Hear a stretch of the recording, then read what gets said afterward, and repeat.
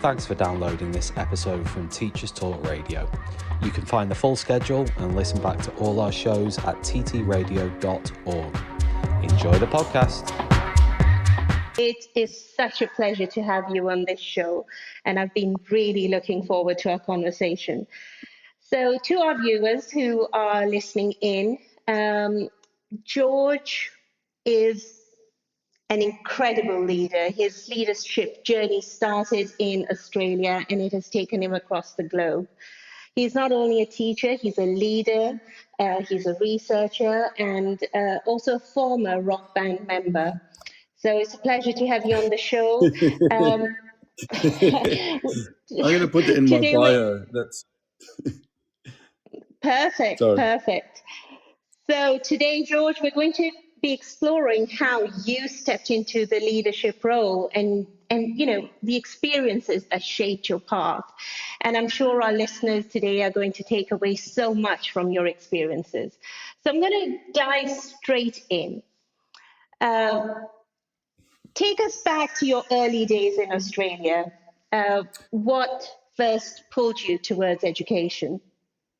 Well, actually, my earliest days are actually in the UK. I was actually born in London, and just like many people in the late 70s, Margaret Thatcher's conditions were not great for working class people. So we ended up in Australia, my dad being Scottish, my mum being a New Zealander. We settled in Australia.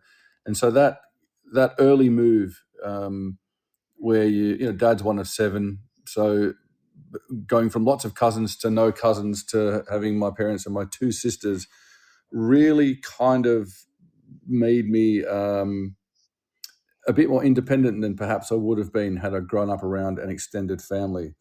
And so I really enjoyed education when I went through my primary school. Did not enjoy high school, and it wasn't until I got to university that I started to figure out why. And I guess at the time, the education system didn't really speak to me.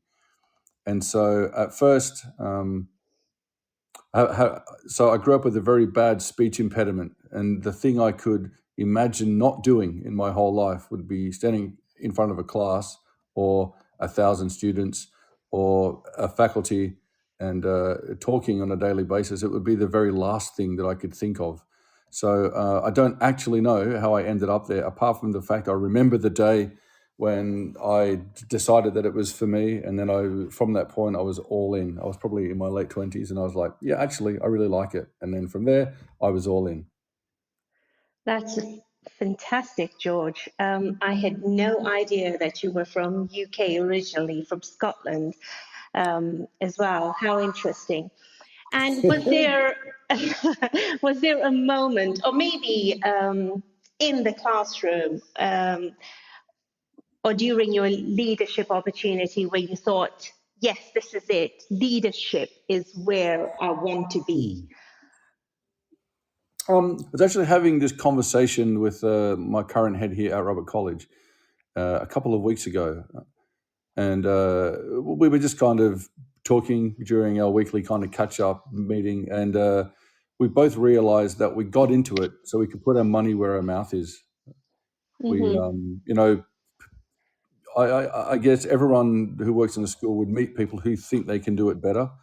And very few of them will actually stand up and take that challenge head on. And so our journey into leadership was very similar in that we thought, well, someone's got to do it. It may as well be us. And we basically dove in head first with the idea that someone's got to do it, and we'll do it. So it seems like your journey into leadership sort of unfolded more organically as opportunities came your way. Yeah, I guess essentially, like everything kind of links in together. The thing that got rid of my speech impediment was my time in a rock band, because I was given the job of being the singer in that band.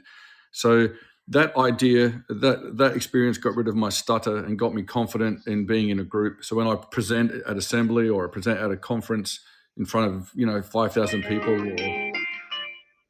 Yeah. when I present at a conference, no, that's totally fine.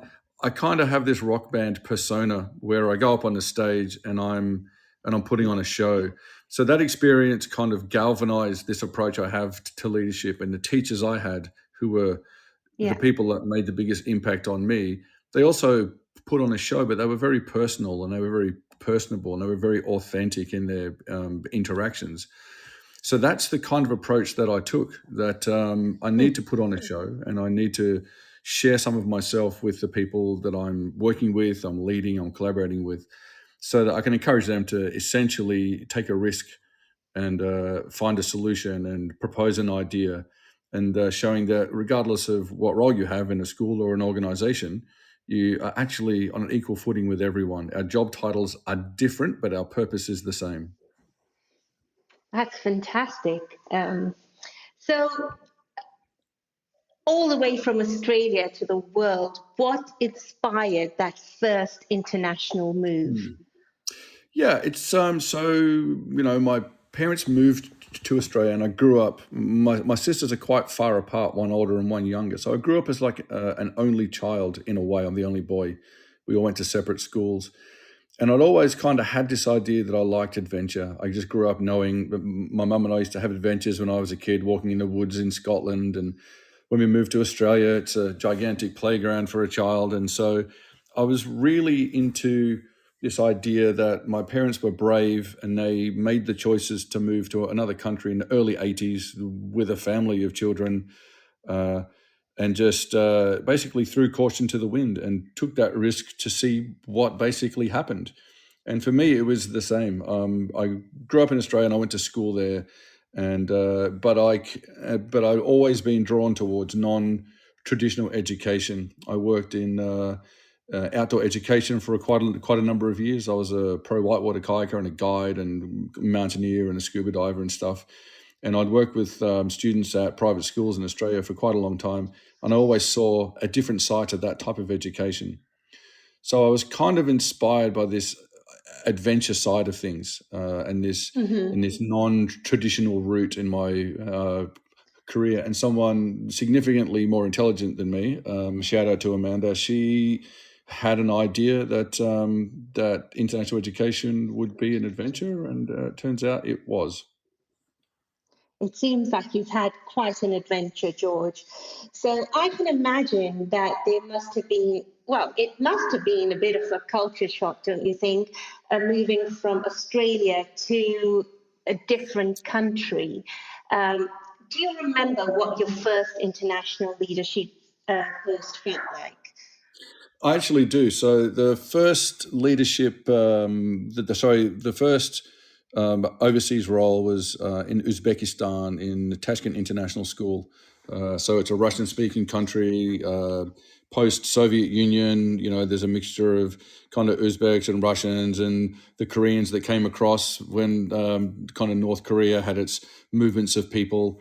And so you land there at the old airport and you have literally nothing is familiar. None of the sounds, the sights, the smells, the people. Climbed in a different side of the car behind the driver's seat when I first got there, and everyone thought that was great and I wanted to drive. And so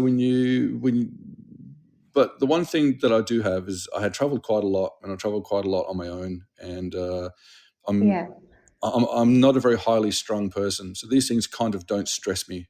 And so it was more of the novelty and the adventure, going to a market bazaar in the first time and trying to haggle for a bar of soap with a person that doesn't speak English, and I didn't speak Russian, I didn't know the money. You know, I ended up buying laundry soap that was like really strong for my body, and I didn't have soap for like a week. And so just getting to know things, it's actually terrible. So it's more of an adventure, not knowing what food is good to eat. So you end up just eating cheese on toast for like 3 months until you find something that's kind of good. No way. Yeah. So it's really more of an adventure, meeting whole new people. And so incidentally, that was my first international leadership role as well. I came in as a grade level leader in an international school. And so I basically landed, and now I'm in charge of a team, many of whom had been there for, 5 to 10 years or so. So, and that's really been the kind of story of it. I've never been frightened to bite off. anything because it'll either taste great or it'll choke me. So so far, everything's been kind of tasty. So, in your first international leadership role, were you teaching? What subjects did you teach? What was your role like? Can you tell us a bit about that? Yeah, so I went into an IB school, International Baccalaureate School, having done about 2 days of training in the IB, and I went in to teach. At the time, it was called social science or humanities, and then it became individuals and societies.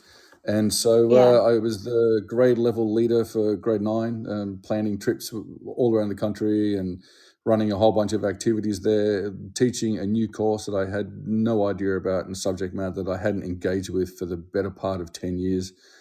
And it soon became apparent to me that my key role in schools was to lead change. That was the thing I was very comfortable with. That was the processes that I was probably the best at. And so that subsequently became the blueprint of all of my leadership roles from that point forward, to build change from the ground up. Change is a fantastic thing, but there are, some people who are uncomfortable with change. So when you land in a new school, a new country, and you have to sort of deal with a new language, how do you, as a leader, approach leadership and in a way that it sort of feels authentic to you, but also sort of respectful to the local culture? Yeah, so the really change and understanding organizations is really about building relationships. And so seek first to listen. And so that's really the way that I always go about things. Try and, authentically connect with people, find their interests, find what motivates them, find some experiences at the school, even things like getting restaurant tips, or there's an activity, something on the weekend, should we join it? So it's really about connecting with people. And through that connection, you kind of find out the things that they think are really important and the areas that they would like to be changed. And they might even have some suggestions that are contextually relevant. And so the easy way to do it is gently at the first, build up some social capital. And Yeah. from there, you can start to shape change. Within an organization, there are people who are resistant to change and people who are more eager to change. And part of the system of making change in an organization is to identify the people who are really eager to make changes and use them within the group to kind of drive that change, to give ownership to the team. And so there's basically ways to identify people within that bigger system, and some strategies that you can do to create positivity around change. Many people are resistant to change because they think what's being said is the things that they've done before aren't good enough. And that's never the case. So it's always a matter of taking away this idea that change is a threat and that it's more of a shared journey towards a goal. Yeah, that is, so true. To be an effective leader, you have to be adaptable. You need to embrace change, don't you? I remember, George, Absolutely. when you and I, when I sort of met you for the very first time, you were a deputy at Trident College in Zambia. Yep, absolutely. Tell us a bit about that. How So did you find your time in Zambia, and what was your role there in that? It was a secondary school, a boarding yeah, school, wasn't it? yeah. So most of the international, well, all of the international schools I work with are private, and that kind of tends to be a pattern globally. That they tend to be fee-paying schools. Sometimes they're like associated with an embassy, such as the one in Uzbekistan, and sometimes they kind of aim towards a certain social group. If you go back to the early origins of international schools, they were really set up for expatriate families who were studying overseas, doing courses like the IB or the IGCSE or A levels that give them this kind of social capital. Over the last Yeah. 10 or 15 years, most seats in international schools are actually taken up by local students. So, Yeah. and so it's very much like aspirational. parents who probably were educated and can see that that is a pathway for their children to get the best opportunities either locally or internationally. So Trident College is in my opinion, it's the best school in Zambia. With part of the mission of many of these schools is to, I guess, equalize society through opportunity. And so that school runs a very big full scholarship program, really well supported by the mine, the Kansanshi mine, FQM, First Quantum, runs one of the biggest copper mines in the world. And as a part of their social outreach, they provide scholarships. So you've kind of got this school where you've got the elite of society, you've got people who, would otherwise not be able to afford the school, and a very aspirational group of students and parents who, and anyone that's ever traveled to sub-Saharan Africa or Southern Africa will probably had an experience like me of the friendliest people, the most welcoming people, great sense of humor. And so that's really what it was like for me from day one with all of my team and my students, and I share Thank you for similar saying that, ideas. George. Yeah. Because I'm from Africa myself. So yes, I'll take That's that as a right. compliment. No, amazing. And so I think one of the best parts about teaching internationally is actually the cultural experience. I've had opportunities to do things that when I was growing up in Scotland and I'm like, living in a council house, going to a government school and it's snowing and I'm just like, no, I had no concept that the world like this was out there. And so I basically landed in Zambia in the middle of COVID. I landed at the airport and my first job was to get the school open with the government through COVID. We'd had a number of families had lost some family members to COVID over the years, and you're working in a developing country, and I managed to do that. And from there, we just got bigger and better and stronger over my time there. It was an amazing experience.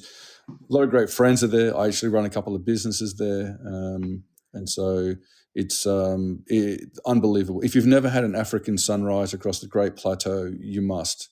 It's one of the most amazing sights. Of course it is. Of course it is. All right, I think we're going to pause here for just a couple of minutes. Don't go anywhere. We'll be back after a short news break with more from Dr. George Scorgi. Hi, secondary school teachers. We're Apps for Good, and we give schools like yours free introductory computing courses.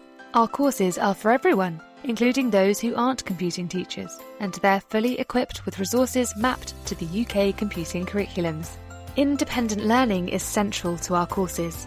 Your students will develop essential and digital skills by working in teams to create prototype apps.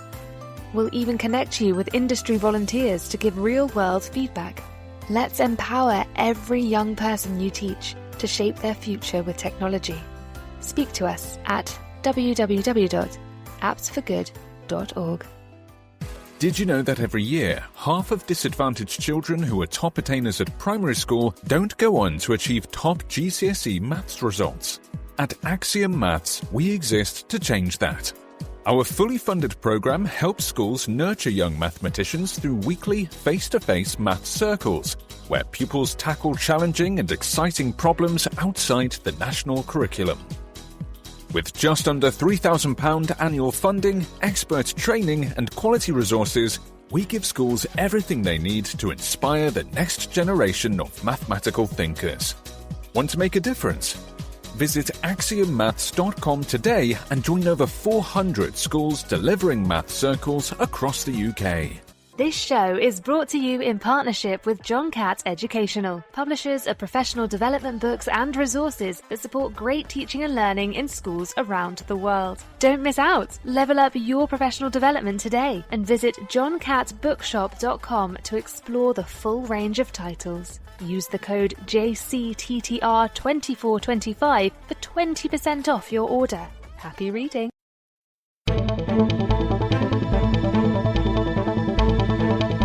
Welcome to Teachers Talk Radio News, read by John Gibbs. For Friday, the 18th of April, 2025. This week, two perennial struggles are taking place, both identified for the Times educational supplement. The first, as many teachers will recognise, is the struggle to keep arts significant in the curriculum. Reporter Sam Eyre describes how the significance of arts and the struggle to keep it in the curriculum is becoming more significant under pressure from English and maths. This, as many teachers will know, is that debate between the hard subjects and the soft subjects, which continues. Also in the Times Education magazine, Charlotte Cooper asks schools not to respond too quickly to moral panics, such as the ones that might be in response to the programme on television Adolescence, brilliant though it was. It pushes aside many other things that have to be accomplished in PSHE and demands again of schools that they should solve the problems of society. This time in The Guardian, a letter from Councillor Johnny Cranshaw, who describes the way in which multi-academy trusts are actually much more expensive and leech away millions in the salaries of executives and ancillary staff. His letter, right or wrong, continues the ongoing debate and re-evaluation in this country of the value and success of the multi-academy trust experiment. Also related to some of the perennial problems and questions that many people ask about schools was a thought-provoking article in The Guardian this week by Eva Wiseman. She asks, there certainly is a problem with attendance in schools at the moment. After the pandemic, it's really gone down significantly. Everyone agrees that this is the case. But should we be asking, what are schools for? Is this a symptom rather than a problem in itself? Is the problem something underlying, something that looks us in the face? Are these the schools, she asked, that Michael Gove built? Schools where the discourse is about delinquency, feckless parents, lazy students, and discipline. Should we be asking instead how we can make schools more receptive, more comfortable, more humane for students of all kinds? Again, right or wrong, these may be things that we should certainly be asking ourselves. Sky News picked up on the Andrew Tate phenomena. Misogyny.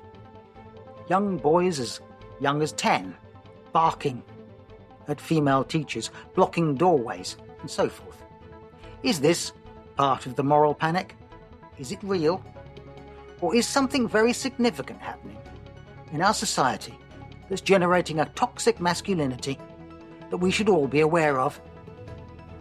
In support of the suggestion that this is a very significant problem, more than 5,800 teachers were polled as part of a survey by the NASUWT union. And nearly 59% said they believed that the use of social media had contributed to a deterioration in pupil behaviour. Returning to the theme this week of perennial questions, ones that any teacher with a lengthy career will recognise, was the online site Teacherhead, which asked, does subject knowledge matter more than teaching techniques? Is it important that a teacher should be an expert in their field? Their knowledge impress the students, the depth and understanding of their particular field? Or is the art of teaching something that relates to relationships with students, techniques in the classroom, structure of lessons and planning? Can brilliant people be poor teachers? Can brilliant teachers not know much about their subject? Well, as for perennial questions, I'm sure that question will go on. And finally, a major story in the news this week, covered in The Independent and by the BBC, are free school breakfast clubs. They provide 30 minutes of morning childcare and a breakfast, and the trial is taking place in 750 schools until July. This was an election promise by the Labour Party and is being carried through by the government. Critics wonder whether it's being properly funded, with many schools suggesting that the costs will fall on them. It is generally agreed, however, that a good start and a breakfast and a period of time where students can begin their day before the pressures of school starts is probably a good thing. In the 1960s, we were urged to go to work on an egg. Not such a bad idea. This has been your Teachers Talk Radio News with John Gibbs.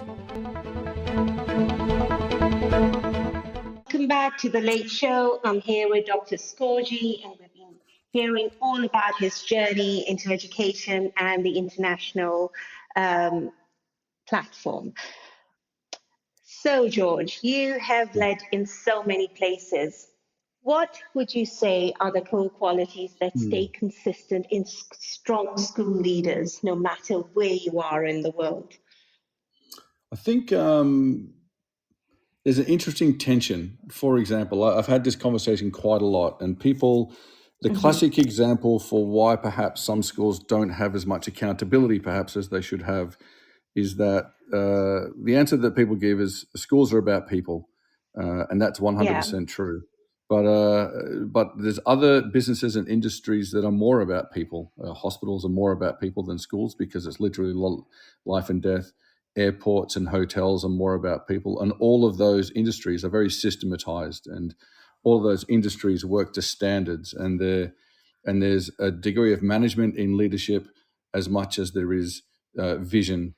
And so I think all the great leaders I've worked for and have modeled myself after, particularly as my key thing why a school would hire me is for change, is really about systems. It's really about systems that work for people. It's really about accountability. And the one assumption I make about every single person in the school is that they all want the same thing, and that's the best outcomes for students.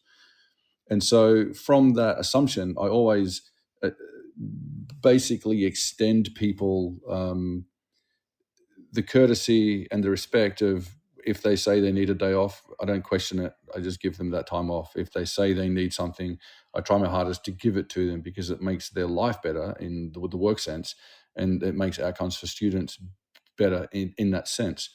So systems have to be strong, but the tension between systems is the needs of people. So really good leaders, they toe that line. They build systems, they build structures, they build accountability, and they build rigor. But they also build an understanding workplace that really realizes that teachers are like, if I don't go to school tomorrow, my office will still run effectively with the people I have in that office.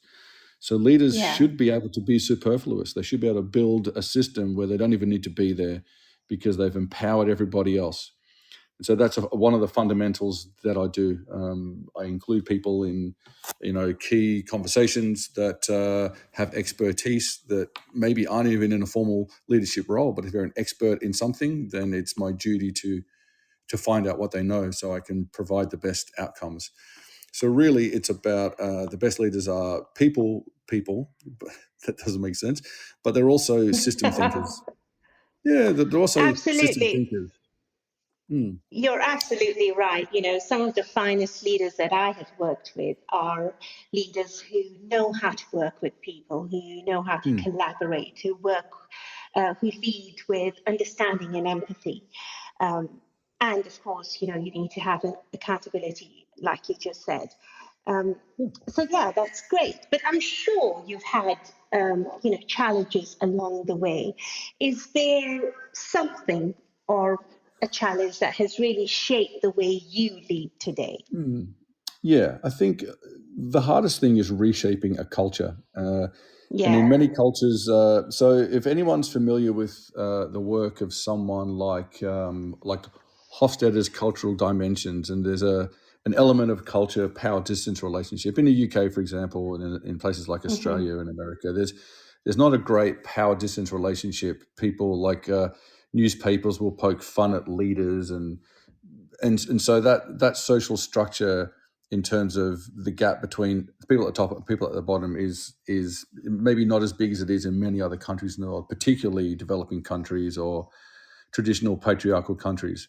And so the challenges of cultural change, they tend to come in those arenas where you're trying to move the needle some way, but there is resistance to change that becomes personal. And so, you've got to deal with this kind of social politics fallout, these micro political climates that you have to navigate, where people will speak behind your back and they'll get support of this person, or they'll call another person, or they'll call a board of directors type of thing. And so you've just got to navigate those, and you've got to do it in such a way that you don't show any of your emotions. As well as in a band and well as being a mountain climber, I was also a martial artist, and I trained for a number of years in the Middle East and competed in submission wrestling. And what one of my old coaches said, you can never show someone when you're about to go unconscious. You have to play dead face.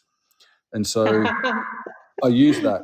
I use that thing. Someone's like choking you or pulling your arm out of the socket, and your face shows nothing, and then often that makes them question. And so you have to put your emotions to one side, and you have to play a dead face when you're dealing with a particularly fraught conflict in a social scenario. And so it really comes back down to being a little bit of an act at the end of the day, that you have to maintain this and be cool-headed. Otherwise you lose your social credibility, and you basically lose the room.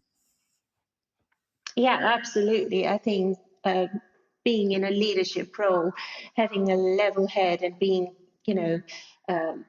cool-headed, and the way you deal with people really has an impact on your leadership skills and the way you lead a school. So if you were to bring a young George from Australia fresh into his career and show him the George of today, since you've had this incredible journey, what do you think he'd say? Well, I was actually talking about this very question with a friend of mine who's actually from Scotland, and he works here with me. And he said in the Scottish accent, young George would say, old George is a bit thicker and has less hair. And he'd be right. That is so I funny. think, it's a little true. I think what he would say is he'd say, "Well played." You've done well, and we basically say, "Well, who knew that the journey would take like a trip through Central Asia, through China, through UAE, through Zambia, now to Istanbul, and dozens and dozens of countries in between. It would take in a master's and a PhD, and I think that guy would be pretty happy that this was his future." You have been continent hopping. That is absolutely incredible. So now that you've mentioned your PhD, let's talk about your research. Your PhD explores the changing nature of international education. So what made you dive into this topic? So a lot of the world and a lot of opportunity is about timing. And so I finished my master's in educational leadership, and there was an opportunity to take a year off, basically, and I was living in China. And so, and a new school, I was working at a new school. And so when you push cultures together, for example, a Chinese national culture and an international culture, I was very interested to see what would emerge, how it would emerge, what would be the tension points linguistically, culturally, socially, practically, when you've got a teaching staff made up of a number of people from all over the world, some who've had international experience, some who haven't. You have Chinese national teachers who'd had international experience, some who hadn't, leaders that had, and some who hadn't.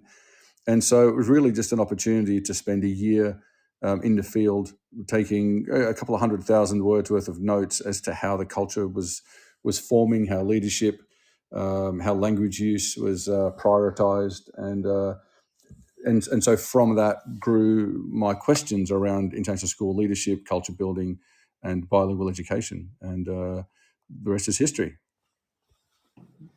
Wow, that's fantastic. And now that you've done the research, how do you see it playing out in real life? Has it sort of, shifted the way you lead or think about your role? Absolutely. If my big focus has changed and my skill set lie in change. And when you look at a school, it tends to be able to be broken up into 4 discrete areas, like the school professional culture, like what it looks like in the classroom, how we teach, how we assess, the school kind of social cultural arena, like how we interact outside the classroom, what language we use. There's the professional practice arena, like how we see the school, what is the school's mission. For example, a fundamental question when you go to an international school, say in a foreign country, is, well, are we an international school in this country, or are we a national school with an international program? And so that really that kind of starts the ball rolling to say, well, okay, what does culture look like? And so the last of the 4 like arenas is if you're a residential school, you would include the residential program there, but the outside school like arena, the kind of social outside of the school. So you've got these 4 key areas or places where you can make cultural change, and within those 4 areas, there's a bunch of behaviors that you can do to influence how people act and how people think in those areas, and that added together can create cultural change, usually pretty short, over a couple of years. You can see meaningful cultural change.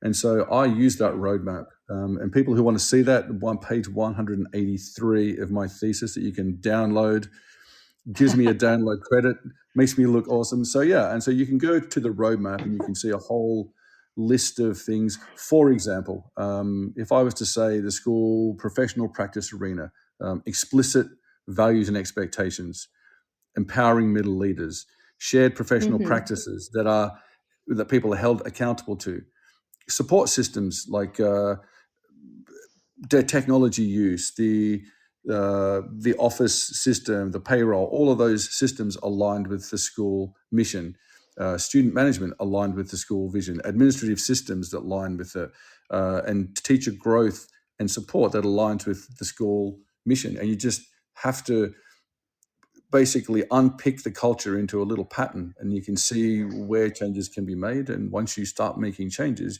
you see the cultural change. So I use that roadmap all of the time. Sounds very interesting, George. And I think I will be downloading your thesis. Sounds like it's going to be an interesting read. Yeah, I mean, it makes a pretty handy doorstop. And I think there's about 40 pages of references. The best parts are from about 187 onwards. So, yeah. Perfect. 187 onwards. I have, noted that down. So tell us about your current role. You are currently working in Roberts College in Turkey. So tell us a bit about your current role in the college. So Robert College is an interesting school. It's very different from schools I've worked at in the past. It's very old. It's 161 years old. So it predates the formation of modern Turkey, started in the Ottoman times. It's gone through many kind of guises. And so my role here is the Dean of Student Activities. So I have an office of people, and we essentially run all of the systems in the school. I still teach economics, but we run like systems and trips, and we've actually got some people like that robotics thing that they were talking about. It was last week.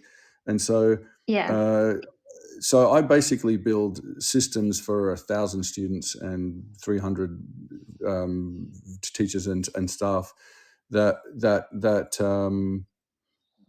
cover things like student activities, residential life programs. We handle the logistics for large events, and so we kind of do like scheduling, calendars, processes, systems. So that's kind of like would be the core of the job at the moment. And one of the key things is obviously in line with my skill set and why people hire me is creating change. So really, this is my first year here. It's almost finished, and it's really been about systematizing things and finding ways to create new opportunities. So how exciting! It sounds very interesting. Now, I can't go any further without asking you about the rock band. What was that chapter of your life like, and what was the name of the rock band? Well, and how old were you when you joined the rock band? Well, probably like many people who came of age in the 90s, it was an era of great music. You had Pearl Jam, probably my favorite band alongside Led Zeppelin. and you had all this Yeah. kind of social upheaval. And I guess I kind of didn't know then that I had an interest in culture, but I knew that I liked music, and I knew that I liked a sense of belonging to a larger group. I guess if I wasn't a researcher, I would be an anthropologist. And so, and I wanted to make, yeah. And so the first time I heard an overdriven guitar, a grungy guitar, and I heard Kurt Cobain yelling into a microphone, and, I was like, I want to make those noises. That's the noise that I want to make. And so, I learned to play the guitar badly, learned to sing pretty badly. And then the rest is history. So we went through many names in the band, but we couldn't really think of one. So we ended up being called Porcelain Bus Driver, which probably isn't the best name. We did a few hundred shows, did some albums. And so one of the things that did is, as I mentioned earlier, that kind of fixed my speech impediment, and it gave me the confidence to stand up in front of any size number of people and put on a show. And so it was great. And do I still do it? Yes. My guitar's all set up in my lounge room, and I walk past and I'm like, yeah, when I had hair, I used to rock pretty hard. But it's an amazing experience. If you've never been in a band and done a live show in front of a crowd, it's there's nothing like it. It's nerve-wracking, exhilarating, and usually I can't wait for it to be finished so I can have no stress. But it's amazing. I bet it is. It just sounds really exciting. Noisy and smelly. Noisy, yeah, definitely noisy. And I can just, imagine seeing you jamming on stage. Hi, secondary school teachers. We're Apps for Good, and we give schools like yours free introductory computing courses. Our courses are for everyone, including those who aren't computing teachers, and they're fully equipped with resources mapped to the UK computing curriculums. Independent learning is central to our courses. Your students will develop essential and digital skills by working in teams to create prototype apps. We'll even connect you with industry volunteers to give real-world feedback. Let's empower every young person you teach to shape their future with technology. Speak to us at www.appsforgood.org.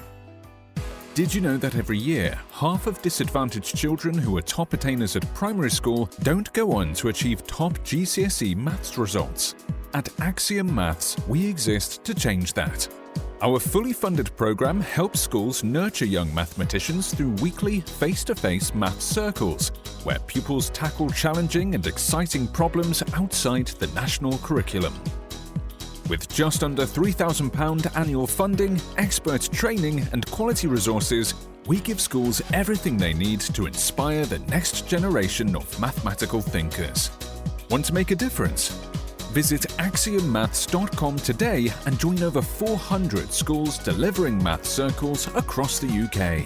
This show is brought to you in partnership with John Catt Educational, publishers of professional development books and resources that support great teaching and learning in schools around the world. Don't miss out. Level up your professional development today and visit johncattbookshop.com to explore the full range of titles. Use the code JCTTR2425 for 20% off your order.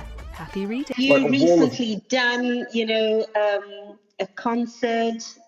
Yeah, so something along those lines. I do. I've got this thing where I try and be in a band in every continent that I'm in. So in Uzbekistan, No way. It's a bit of a thing. So I was in a band in China called the Party Line. Of course, we played just a bunch of covers at local bars, and I was in a band in Abu Dhabi. COVID kind of killed that, and so we had some shows and had some fun there. I was in a band in Uzbekistan, but that was mostly to do, and I hate to say this, the score of musical plays for actors. So I'm going to count that. I'm definitely going to count that. In Zambia, I used to just rock out with a couple of bands that would come through the school, and I would just, or they'd come to some events and I would play. And obviously, I'm a bit of a karaoke champion. And so I still play, and I jam with a few people here every now and again, and we'll see what comes of it. But I've been roped into playing a Limp Bizkit song next year. We have a massive music culture at the school, and we have a like Yeah. a one-day live event. And so I've been roped into playing a couple of heavy tracks next year. So that'll be interesting. That's great. I can see this link between your creative musical side and your leadership skills. Just like you said, being up on stage and being a leader perhaps has given you the ability to read a room and things like that when you're in that leadership role. Would you agree? Yeah, it's kind of interesting because you do become a bit of a different character. Like, I wear a tweed suit to school every day, and when I put that on, I'm a different person. There's some things that I don't say, and some things that I, do say, and times where I bite my tongue. Where if I was outside, I probably wouldn't, and so it does give you the ability to change into a different person needed, as needed. And that can be in any social scenario, whether I'm driving across Zambia with a team of rugby players or, whether I'm in Beijing playing in a show in a bar in downtown, near. So it's really just about being able to kind of observe and adapt, really. And I find that's a great way to get to know people too, meet them on their own terms. So you're a rock star and a brilliant leader. Do you have like a personal mantra or a habit that helps you stay grounded through, the busyness of leadership? I do. And the older I get and the more experienced I get, the better I get at drawing a line between what's work and what's me. And Yeah. so when I'm at home, I make that my personal space, and I try not to bring work home, and I try to make my space a bit of a sanctuary, where I don't have noise and I don't have distraction, and I can do things on my own time and on my own terms. And I find that that's a way to recharge. And I go out we have a little group of people here who goes out to, say, a Korean barbecue once a week, and it's just a way to be off campus and feel like you have a life outside of work. And I think if you don't have that, you'll be consumed by your work and you will become your work. And that's bad for a number of reasons for your health, but it also means you don't have the objectiveness that you perhaps need to make a tough choice or a hard call or to have a tough conversation. So it's a little bit about making space. I absolutely agree. I think as a leader, you need to look after your mental health and your well-being, and that is really important. So, for those listening and who are thinking about leadership or working abroad, what advice would you pass on? I would say if you are interested in working abroad, it's probably the best thing that you'll ever do. For example, the things that would probably bother you or you spend most of your time thinking about in the UK or wherever you are in the world, things like paying for rent or paying for healthcare or education for your children. When you move internationally, those things usually vanish as a matter of fact. You either get a house and what you find is when those weights are lifted off you, you have more freedom to do things. You have more mental space. And so you tend to have more financial rewards. You tend to have more opportunities for adventure. But like anything, there's a trade-off. And so you will become a different person when you leave. And when you come back, you won't fit in. And everything else will have moved on past you, including your friends and many of your family. And you won't have experiences that they can relate to.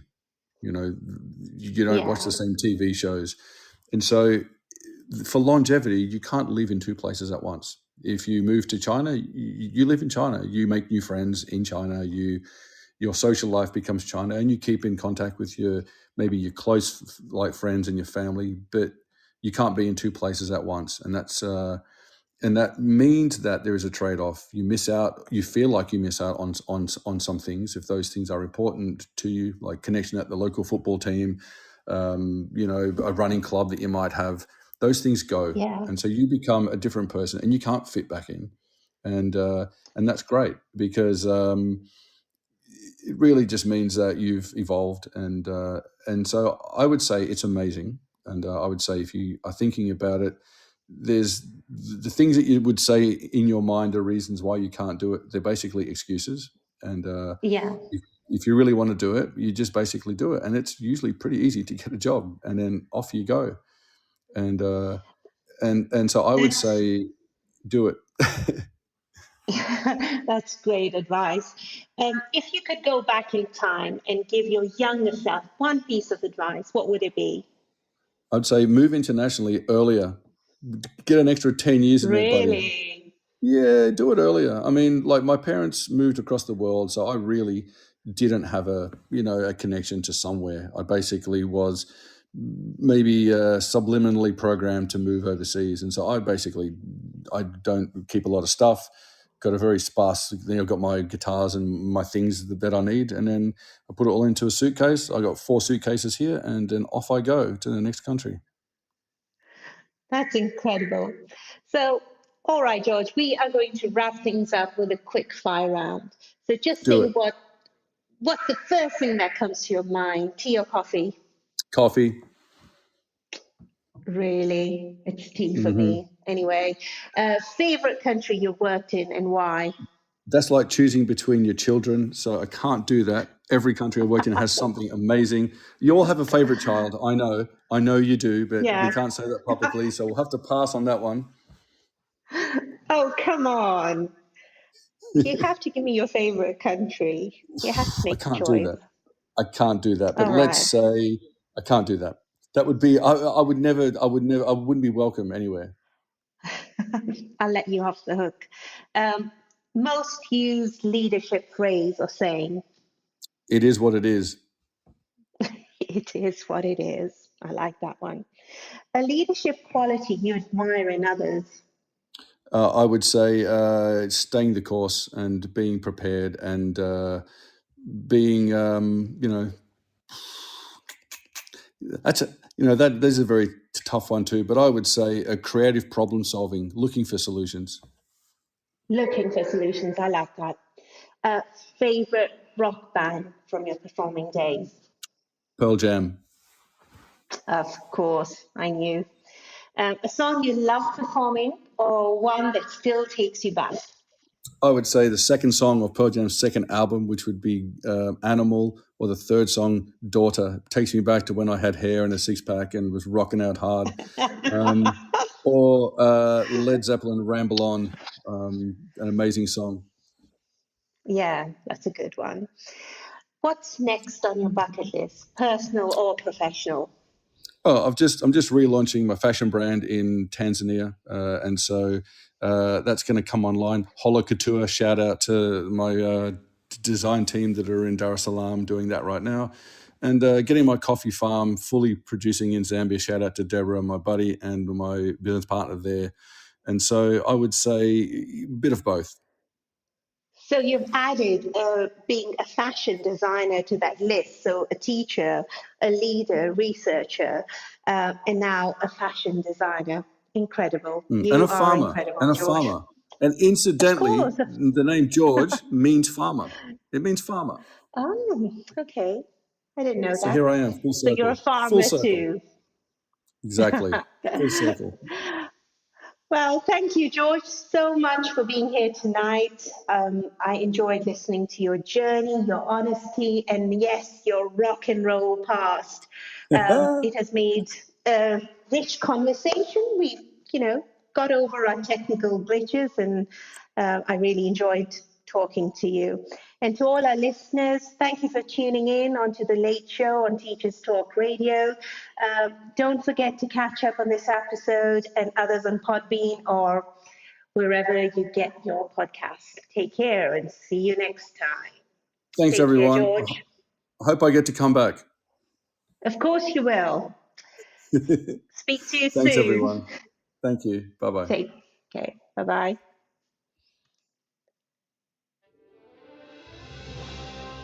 You've been listening to Teachers Talk Radio. Tune in live and listen back at ttradio.org. We look forward to hearing from you next time on Teachers Talk Radio.